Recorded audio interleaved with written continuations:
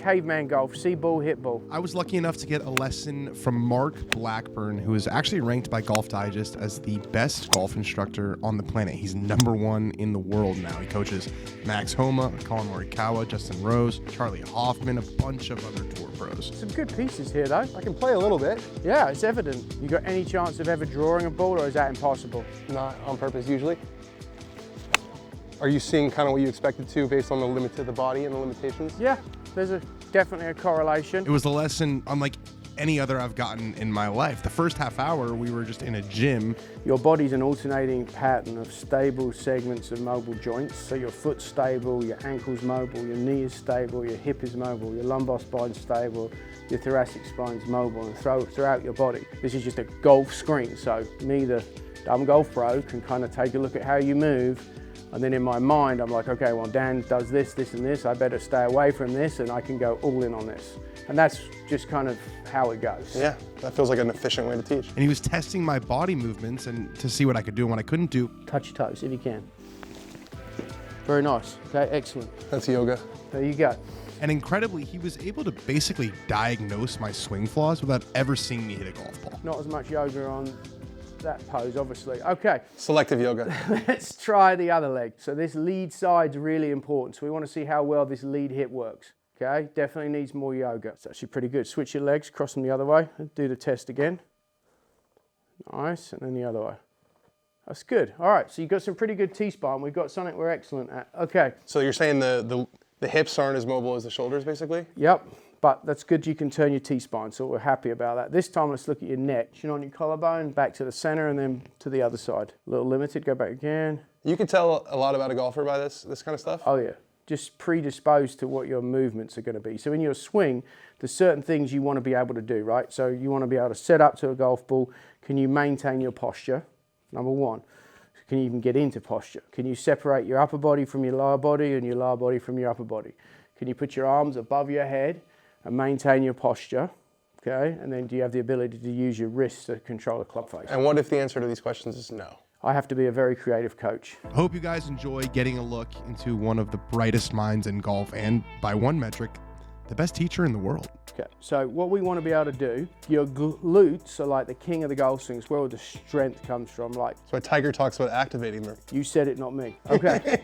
And then you've got the core, which is kind of the queen, right? Your core really runs from your thighs to right below your pec, front and back. But you need your glutes to fire. That's your stabilizer, right? It's really important. Well, you've got quite a bit of inhibition. Based on how you move, there's a chance you're going to have some posture issues, right? Like you might lose your posture. You might move into the ball. You might have a struggle with your shoulder plane. You're certainly going to do something in the downswing, might early extend because you struggle to plane the club with your arms. Like those are all things that are probably likely to happen. I think definitely I've had some issues with a little bit of hump job. Because first off, your glutes are inhibited, your hips are tight, so if you can't turn, you're probably going to thrust. And if you can't do this to plane the club out, which is really significant. Should we just cancel the series? What's that? I said, should we just cancel the series? No, because so when we go out there, it all make more sense. Yeah. But if you can't get the club to work like that, you're probably going to intentionally use your body to do it. That's what good players do. Because remember, I haven't said anything about your club face. At the end of the day, golf is about face to path. Can you control where this is relative to where you're swinging? You can be really good swinging outside in and really good swinging inside out if you know how to control the face. Well, your body and where it wants to move based on your physicality, it's going to really affect what happens with this. So then when the lights and the music get up and you get puckering up, you better know how to manage this the best of Dan's abilities. Now I've kind of seen what your body's likely to do. All we really care about now is like, now we can do the golf piece. Yeah. But now I just have a better understanding of, okay, what is some of your tendencies and what are you likely to do with the golf club? Cool. Simple as that. Excellent. Let's do it. Let's go get some shots. And then after that, we headed to the back of the range at Irondequoit Country Club in Rochester, and we got to work. Usually when I get a lesson, I'm trying to like have really nice posture because I know it's going to look good on the video. But I'm trusting Mark. I'm just going to do what I do. He's going to tear it apart, tear it down, and hopefully build it back up a lot better. What would you say your divot pattern's typically like? Do me a favor, go a little kind of steep forward. Kind of steep like that when it's bad. Okay. Like kind of diggy.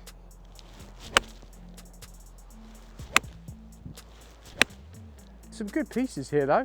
which is nice. I can play a little bit. Yeah, it's evident. You got any chance of ever drawing a ball, or is that impossible? Not on purpose usually. A little bit more with the longer clubs, for whatever reason, with like 4-iron, 5-iron, 6-iron. Does that happen? That happens. Yep. That's like the push cut. I also never practice 4-irons because I don't hit them very well, which is probably why you should practice them. Yeah, why would you practice something you're not good at? Because I'm a vain loser. There you go. So that's the one. That's the one that kills around. It's all right, we'll fix that. It's just so bad. It's not the best, you're right, but we'd much rather see your errors. There it is again. Good news is we can fix that very easily. And we get one more, and then I'm going to show you. How was that hit? That was hit good. A little bit of a pull, but better. With a driver, obviously longer club, less loft, your tendency gets magnified, right? So the shot to the right's very easy to see what you do. Probably in an effort to compensate for some of the things you do, that is the outcome that you get. If you think about a golf club, I've got 3 clubs here, and I'm going to just explain something to you. It's going to be quite simple. Sometimes visuals are helpful. So you got a wedge, you got a 4-iron. Actually, grab me a 7-iron out the bag. So the lie angle, right? A wedge is around 64 degrees, the lie of the club, okay? So that plane angle is about 64. 7-iron somewhere around probably 61, 62. 4-iron's probably getting down in there somewhere in the high 50s. And the drivers come somewhere around probably anywhere from close to 45 up to say 51. Think about this, the steeper the plane is, the more you could get away with being quite upright in your swing. Would you agree with that? That would seem to make sense, yeah. Common sense, logic, right? Yeah. Up and down. Well, Dan does that pretty naturally. Your swing goes up and down. Problem with this club's on a flatter plane. This club does a little bit better if it's swung this way. But if Dan takes the club up like this, he needs to do something to put the club on the ball because he's a good athlete. He's going to back up and start trying to do this, which is why he hits a lot of shots to the right. So what we want to try and do is, the up makes kind of sense, but you turn really, really well. So we need to use some of that to get the club rounding out a little bit more, going back with this longer club, so that on the way through, instead of you backing up, shifting out to the right, we can actually get you turning through, and now the ball's going down the target line. Now with a driver, you want to hit up on a driver because you want high launch and you want low spin. If you're going to hit up, the club's going to be moving more outside in. Every degree you hit up, you shift the path outside in, basically a degree. So a cut with a driver would be better for you. That's going to be easier once we start getting you turning through the shot, we get the ball up in your stance. So the driver will be quite easy to manage and completely remove that shot just by concept, working on a slightly different delivery. The irons are all actually pretty good, a little steep, very up and down, which is why you've got these pork chop divots versus bacon strips. But if we can round you out a little bit, that should be easier. Now, we'll go back to your screen because this is important. That's going to be difficult for you because do you remember how when I asked you to do this, it was really tough? Our arm is going to be out at 90 and then we're going to try and do the same test. Probably going to be a bit less. Yeah.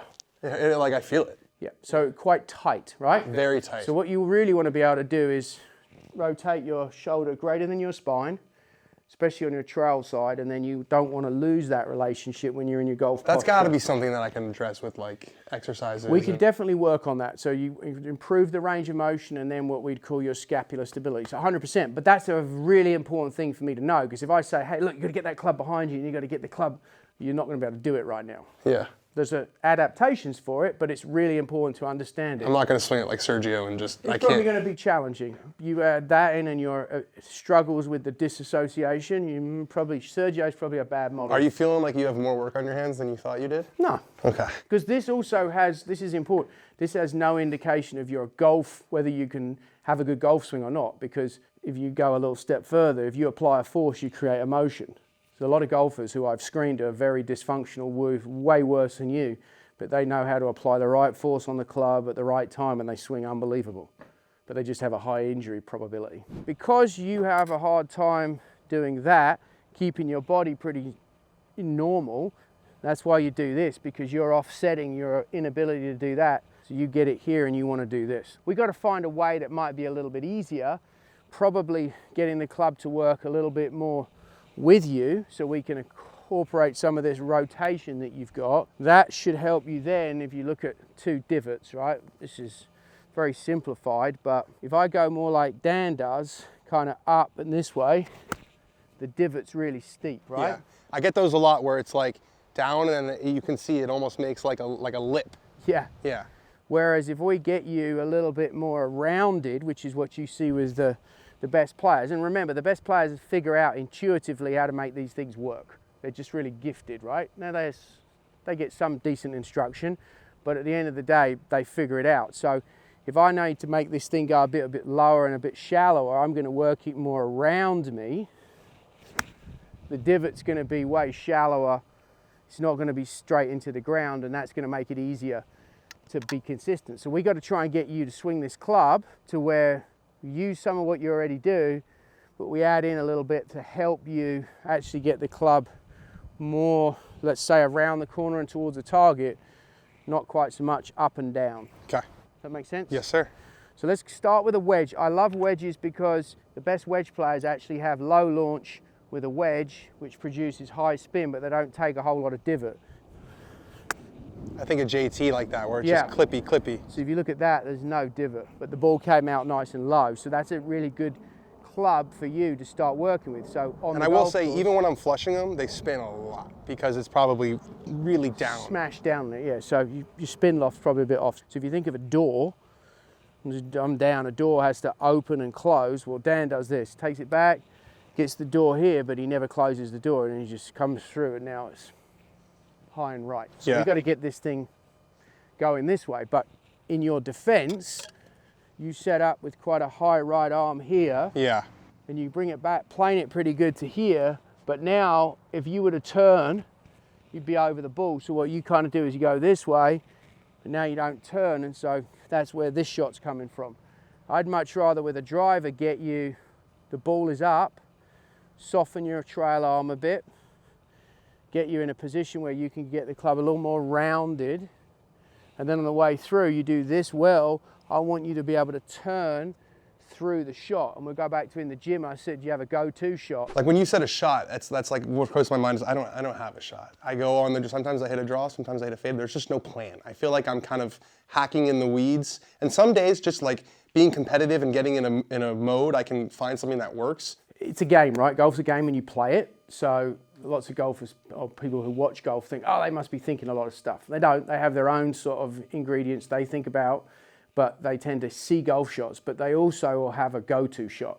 So under pressure, if I put a gun to your head and go, what shot you're going to hit, you need to know that, like assertively, really quickly. I want you to be able to hit like a fade and then a shot you can put in play all the time. Yeah. But if I get the ball up in the arc and I make you turn through the shot, you're always going to have a ball that starts left and then starts to bleed right. That ball's never going straight in the trees, which is what yours is, that big push right to right. Yeah. So for us, we want to try and especially get you set up to where you've got a club that works a little bit more like this and a little less. Got it. We'll start with a wedge because a wedge has some of the properties we want, which would be a little bit more rotational with the body, club a little bit shallower, less chopping wood. Then we can gravitate to the driver. So you've got two ends of the spectrum. This is easy to practice because it's got lots of loft, but we're trying to hit a certain type of shot. So what we've got to do is keep you to where you don't move in, try and get it maybe a little more around you and flatter, and then on the way through, try and make sure you're turning your body because this works quite well. We want to use some of that to your advantage, and we can change your setup a bit so that you can actually turn through it. I want to get you out of that motion. Yeah. But you need that motion when you're like this, because if you just turned, you'd hit low pulls all over the place. So we got to put it in position for success on the backswing. Yeah. So I always tell everyone, backswings don't hit golf shots, but they're the loading action. So if you have a backswing that's not set up to where you can just drive down the target line with your body, you're going to have to compensate. And that's what you're doing. And then that works when you've probably had a couple of pops, you're with your buddies, it's all fun, but you put a scorecard in your hand and a tournament, like, yeah, your focus is good, but then all of a sudden, once the anxiety and stress goes, now you've got a pattern that's going to fail at some point. Yeah, we can't have that. No, we don't want that. Now, this is going to seem a little different, but don't want you to take a divot, and I want you to make that go low. Go low? Yep. So let's make this simple. Let's take this hand off. Okay. So you see how your right arm wants to get like that? Yeah. Yeah, there you go. I want you to have a little softer. There we go. So now we got a setup that's a little more neutral. Okay. And now the club, I want you to feel like, you don't have to hit this, but turn to the top and feel like you make, yeah, that's better, more of a turn. Good. Should I hit it? Yeah, let's see. Good. You didn't take a divot. You said low. It's good, that's what I want. And again, setup was very good. Yeah, you want to be able, as a rule of thumb, when you're videoing yourself, you want to be able to see some of that arm. Okay, so this right arm's got to feel, for me, it feels like dead. Yeah, a little softer, a little more under. Good. Good. The goal right here is just to get that setup right. Yeah, I want the club to feel a little more over there. Okay. A little more rounded. And then I want you to make sure you turn through the shot. There you go. It's a much better divot and a much better launch. See that, I mean, probably because I have so much practice the other way, that feels thin. Yep, well, it is a touch thing. Okay, it is. So we're going to work down to super good contact, but that's at least a better error. That wasn't thin.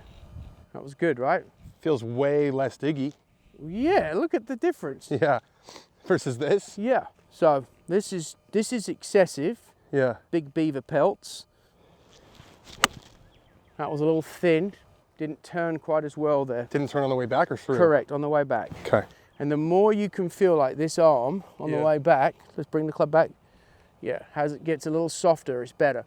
We know you're not going to be able to get it under that way. I don't want you to, but I want you to make sure that you don't get the club feeling too much. We don't want to feel like the space in the armpit. No, and we might do some other stuff to compensate, but right now I want to see what we get just by getting this set up. Soften that arm, really good. And you feel like the hands are a little higher at address. Feel them higher? Yep, and softer. There you go. Now that's really good. Just a little thin.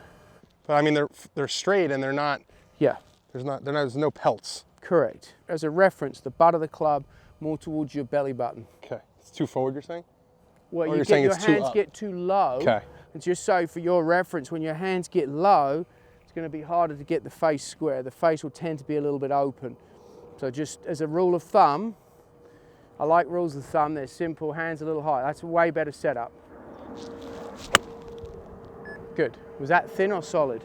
Maybe a touch on the toe, but pretty solid. Okay, good. So this is quite a bit different, isn't it? Very different. And we haven't really changed your golf swing. I've just changed your setup, handle height at address, and what you're trying to do. It's a dramatic difference. Conceptually. So the goal is to be as uninvasive as possible, but make the biggest bang for the buck. Okay, now we're going to play a little game here. Okay. So a lot of times people will try and stop you doing something that's bad in your golf swing. I'm going to amplify your bad habit. Okay. So you have to try and do something to not do it. Why? Because I don't want you to do it. Okay. Okay, so set up. Set up normal or old? New okay. setup. Okay, don't let me push you into the ball. Okay, when you swing, I'm going to try and push you in. Don't let me do it. You're not going to hit it, but just make a backswing. Good, okay, and again, still turn, just don't let me push you into the ball. Good, now you're stable. Do it again. Feels like I have a lot of work to do with my legs. Yeah.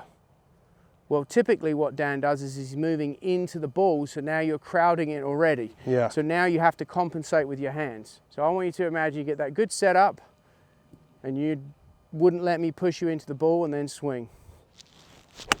Beautiful. That's the best wedge I've hit in months. Yeah. Do you hear how flush it was? Yeah. So you asked about the thin.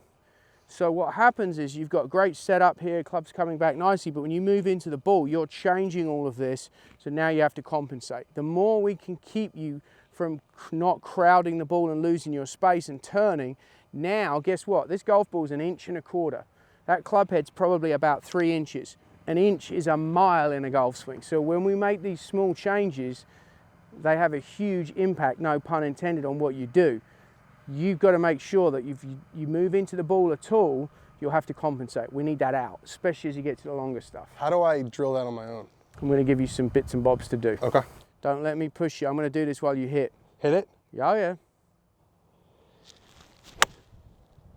Okay, better. Still a much better divot. So again, we're also not trying for perfection. We're trying to manage something so you have an awareness. So for you to have an understanding that moving into the golf ball is a bad thing, and it necessitates you doing something, otherwise you'd shank it, that's a big concept. Yeah. Because that's going to affect everything you do. And when you swing high 160s to 170 ball speed with that, and this thing's off a little bit, We get that right ball. we get that right ball. That's the enemy. Swing? Yep, don't let me win. Good. Nice, really good. Okay, let's graduate to a 7-iron. We're making progress here. We are That's making really good. progress. That was actually pretty dang good. That felt so much more solid. Yeah, it was a proper flight. So let's do that again. Beautiful. Do you see how the flight's a lot It's more way pennant? tighter. Yeah, Yeah. you can tell, yeah. So, I watch a lot of good golf. yeah. I know what a good flight looks like. So that doesn't have that sort of, Loopy. yeah. Yeah. Because you're not moving into the ball as much and you've got a much better setup to start with. You're basically, when you're here, you're trying to make it go to the target, but you're aiming the gun over there. Now you've got to probably do some of these other things to get it online. We don't want that. So good setup, higher, softer arm. Don't let me push you into the ball, just do a practice. Don't let me win. Be strong, do it again. Good. Almost feels like I'm moving backwards. That's good. Good players do, they move backwards. There you go, keep that arm soft, that's important. Okay, a little left, but that's all right. Much better with the arms. Oh, Mark. Moved into it. Is that what it was? Oh yeah, big time. And then you rock backwards. We'll get the lot. We're going to get to the. So the problem is when I move into it, I have to then move backwards. Yes. So you move in.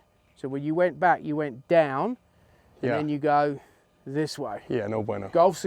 You think of equal and opposites. The best players actually go up, so they can go down to go back up and around. Well, you're going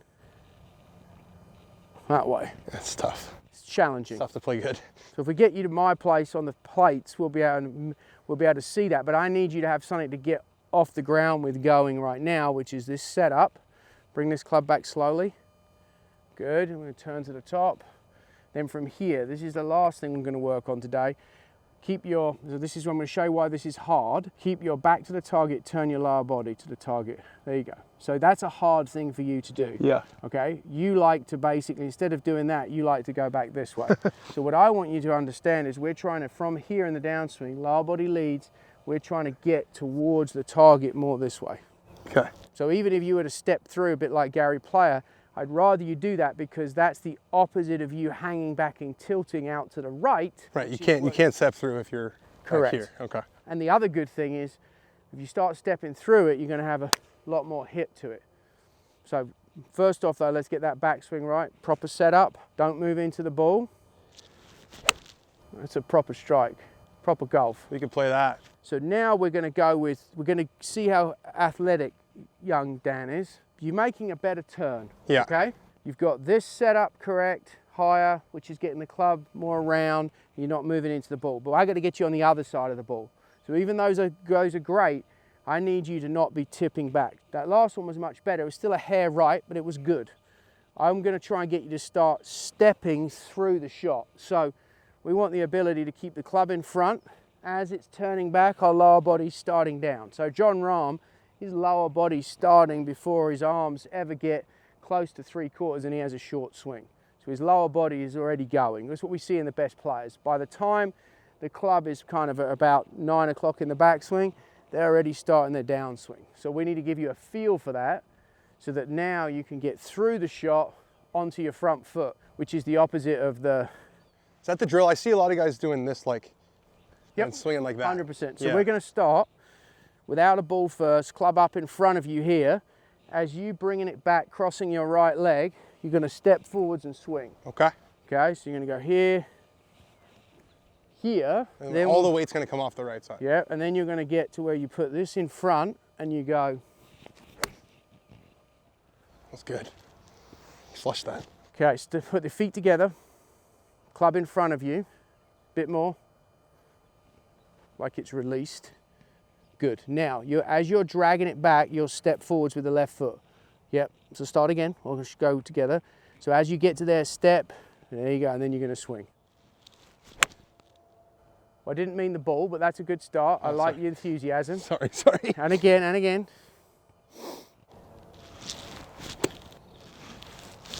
Okay.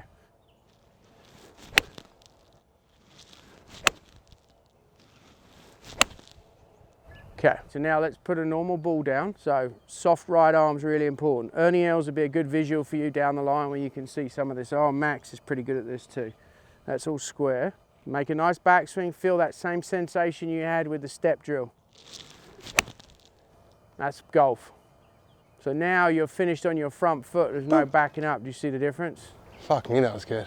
It's really good, that was awesome. Let's do that one more time. So set up, soften the right arm, make a nice turn, and then feel the same sensation from the step drill. Very good. A little heavy, but we'll take the towards. That was beautiful. Proper strong flight too, right? It's just straight. Yeah, if you like straight, that's pretty good. I like that a lot. Okay, so you've got, this is taking care of some of the arm. Okay, this is helping you. Yeah. You're turning around more versus straight up, which will kind of help some of this arm. This arm's still gonna look a bit like this. So what you can't be doing is looking at the video going, damn my right arm. It's just, that's what happens. You've got a jacked up shoulder. We need to make it work. This, more around, will accommodate it. Now, we gotta get you on the other side of the golf ball. Because if you go this way from here, that son of a bitch is going right. So we've got to get you turning through, and that's the step drill. Right. When we get to this big club here, this large thing, the ball has to be up in the arc. You talk about a plan, you've got to have some cues. Well, number one is the setup. Yeah. Ball's going to be up at this, and what's going to happen when the ball gets up, you're going to want to get this way. You can't do that. You've got to get this shoulder. So you're saying when because the ball's going to be up, my tendency is going to want to be like Correct. So you got to fight that. So you got to get, yep. It feels crazy. It will, but further up it is, the more left it is, the face is more left, the start line is going to be more left. From there, now you're going to turn through and the ball's up in the arc, you're catching it on the back of the arc, you're going to be going more this way, hopefully hitting up on it and we get a soft little fade. Okay. So there's a method to the madness. I believe that. Let's do a couple of swings first without a ball, but put a tee down because you're going to hit the tee. Yep. And again, good. Okay, now I want to see some of this speed you've got. Let's go a little faster. There we go. Now we're talking. I've been afraid to use speed forever because it goes everywhere. The reality is, speed's your friend. Strokes gain driving is so distance biased. We just have to keep it out in play. If it's in the rough, it's okay. So you're going to now get very exaggerated with the setup. You're going to tell me it feels awful. Yeah, it doesn't feel great. You look like a golfer though. We're trending now. We're going to hit some shots. Don't let me push you into the ball. Don't let me push you in. You've got to be stable. Be an athlete. Come on now. Good. One more. Don't let me push you in. Okay, good. All right, now we're going to try and hit one with the ball up there. All right. Don't move in. Toe ball or center face? Not center. So that means it was in the toe. That's a good thing. Where'd the ball not go? Straight? But no, it didn't go over there, did it? Yeah. Okay. It's good compensation, I suppose. Little in the toe? Yeah. This club's going to be the biggest challenge. No, it's not. It's the easiest club in the bag. Longest club as big as head. It's easy. Good setup. Good. What do you think about as a thought for stability, keeping that right knee a little bit more bent? A better way to say it is try and feel like you stay more on the inside, your adductor, inside of your right leg. Okay. Because the leg can straighten still. Is the handle need to be higher for this as well? Oh yeah. All right, plays most places. Wow. God, was that good. That almost looked like a real golfer. 278 carry, 165 ball speed, club path 1.2, face 1, swinging 4.7, hitting up 4. It was proper golf. Pretty straight shot. 1 degree of spin axis. Beautiful.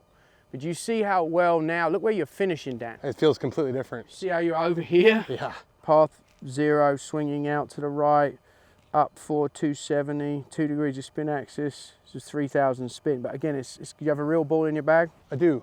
Let's try a real ball. That's the motion. So you've got the ball up in the arc. That's giving us the attack angle. That's helping you get the face square.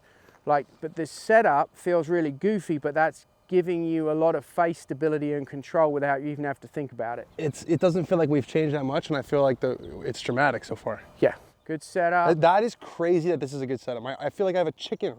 Square your shoulders a little bit. There you go. That's awesome. Really good. So that's 3 on a rope, pretty much, right? Yeah. From back, that one was hit. 170 ball speed. Nice, nice. 287 carry. 287 carry, 2400 spin, 14 launch, really good. Spin loft 11, so that's money. Much, much better. Yeah.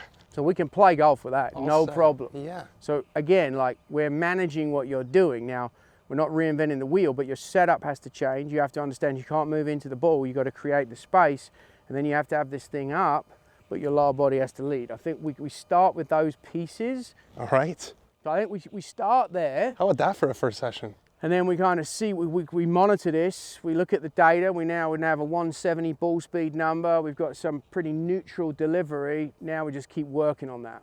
Step one. Step one, baby. Step one, let's go. I love that. That was great.